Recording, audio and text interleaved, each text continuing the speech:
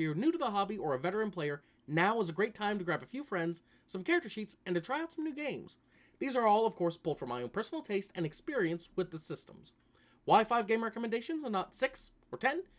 Because 5 for 2025 just sounded nice in my head. Number 1, Fantasy Age from Green Ronin Publishing. Born out of their Dragon Age RPG, Fantasy Age is, to me, the definition of solid meat and potatoes fantasy adventure gaming. Now in its second edition, Fantasy Age bears enough similarities to the 2,000-pound gorilla in the room of tabletop games that making a transition between the two is a fairly painless process. Instead of 6 ability scores, you have 9. Instead of a wide smattering of classes, you have 4 and immediately opt into a variety of specializations to further customize your character, and of course, the biggest change up is that instead of rolling a d20 in Fantasy Age, you roll 3d6. Further, one of those d6 is called the drama die, which does a couple of fun things. The first is to determine how well or how poorly you did in the roll. The higher the drama die, the more skillfully you did something. The lower the drama die, oh, you might still pick that lock, but it cost you more time or resources to do it than it probably really should have. But the really exciting thing is that when you roll doubles on those d6, you generate a number of stunt points equal to the value on the drama die. These stunt points can be spent on, well, stunts.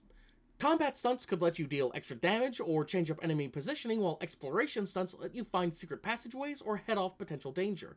There are, of course, stunts for casting spells and social maneuvering that grant similar boons, and each class has a selection of class-specific stunts they can pick up as they increase in level.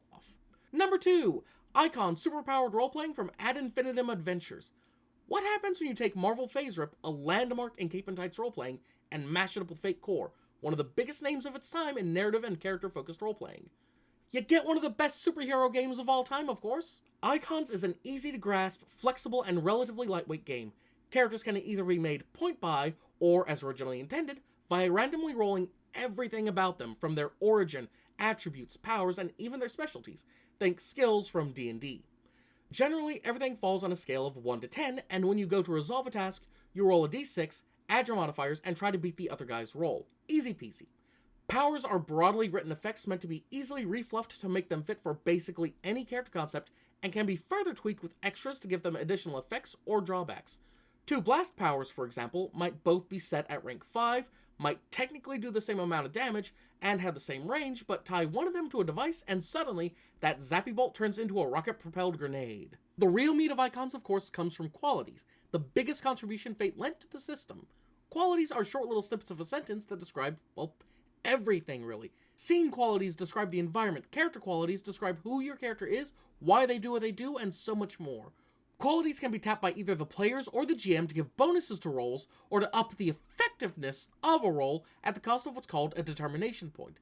Determination points can also be earned by tapping a quality and willingly taking on a complication to your character's life or immediate situation, like, say, a character with the quality of super sensational super pop star might be able to tap that to give themselves a bonus to getting a crowd to calm down, but they can also tap that same quality to make the bad guy's henchmen all focus their violence on them. After all, they'd earn a real name for themselves taking down a superhero that famous, right? In terms of tone, Icons nails the feeling of watching a Saturday morning superhero cartoon like Justice League or Avengers Earth's Mightiest Heroes with its cartoony art style and focus on less than lethal, usually, action and adventure mayhem, making it pretty perfect for anyone who wants a more lighthearted fare that can still dig pretty nicely into character drama. Of note is the sheer volume of pre-written adventure modules there are for Icons. My personal favorites are A Murder of Crows, an investigation murder mystery in a small town that I've adapted to what has to be a half a dozen other systems and genres at this point, Wreck Conquest, a time travel and reality-altering adventure, and the genuinely phenomenal Rise of the Phalanx line of adventures, all conveniently packaged in a single campaign book of the same name, which lets you take a crew of brand new superheroes from the start of their careers to an exciting finale with the fate of the world on the line. Number 3, the Awfully Cheerful Engine, or ACE to save on breath, from EN Games. ACE is a revival of the old West End Games D6 system, of which there are a multitude out there, but ACE puts a special focus on lighthearted comedy and emphasizing the easier-to-learn aspects of the D6 system. ACE has a metric ton of supplements showing you how to modify it to different genres and play expectations, all with its tongue lodged firmly, perhaps dangerously so, in its cheek. The ACE Omnibus collects the core rules and, at the time of its publication, every supplement for ACE. Want to bust some ghosts? Spirits of Manhattan has it covered. A game of Star Wars Trek with Zap Brannigan in command? Beam Me Up does the trick. What about playing as the 90s favorite muse, a gaggle of mutated animal superheroes with attitude? Accidentally anthropomorphic animal heroes is where the fur, scales, and feathers will all fly.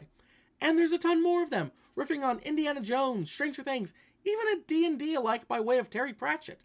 Point being, aside from being dirt simple to learn, the Ace Omnibus provides a lot of value in what you get and demonstrates how to push, pull, twist, and yank the rules of the game to modify them to your desired end result.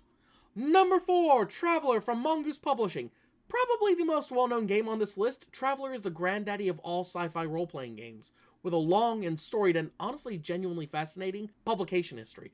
Its current edition from Mongoose Publishing is approachable, readable, and makes for an amazing first step into the world of the Third Imperium.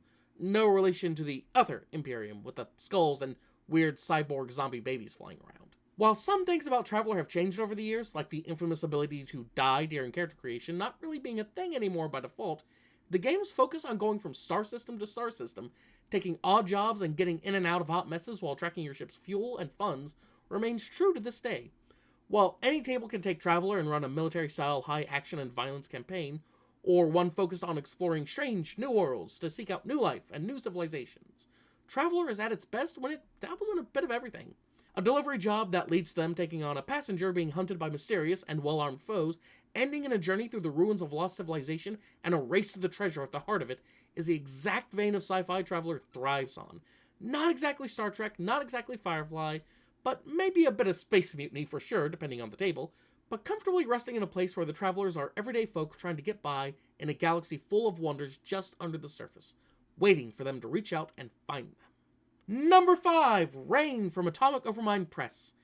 In ye olden days of games like Dungeons and Dragons, characters at higher levels would eventually transition from being a wandering band of cutthroat mercenaries, tomb robbers, and mad magicians into what we today call domain level play, where you were the ones hiring adventurers to plunge into holes in the ground, raising armies, managing temples to your gods, and even, for those cool and sexy enough to play a wizard, designing your own dungeons to share around the game store.